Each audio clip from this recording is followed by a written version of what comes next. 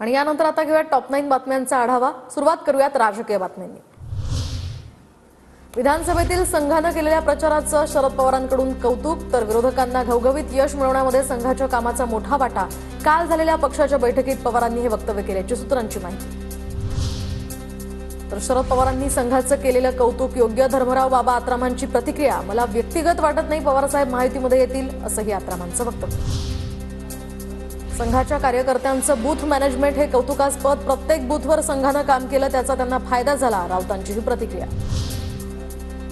तर बाप लेकीला सोडून या ही भाषा क्रूर, राष्ट्रवादीच्या नेत्यांना जे मिळालंय ते पवारांमुळेच मिळालंय, राऊतांची प्रतिक्रिया। शिंदे आणि त्यांच्यासोबत गेलेल्यांची ओळख ठाकरेंमुळेच, राऊतांचं वक्तव्य। पहिल्या रांगेत बसलेले अनेक जण तिकडे हारगुच्छ देऊन आले आहेत, कुणाला तिकडे जायचं असल्यास त्यांनी जरूर जावं, राष्ट्रवादी दादा गटाच्या मंत्र्यांची भेट घेतलेल्यांना जयंत पाटलांनी सुनावलं, सूत्रांची माहिती।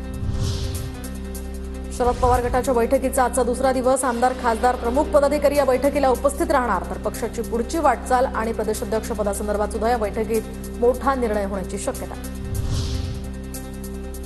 दिल्लीमध्ये आप आणि काँग्रेस एकत्र लढले असते तर आनंद झाला असता, प्रचारामध्ये आप आणि काँग्रेसनं बॅलन्स ठेवला पाहिजे, तर दिल्लीमध्ये कुणाला पाठिंबा द्यायचा यावर खलबत सुरू, राऊतांची प्रतिक्रिया।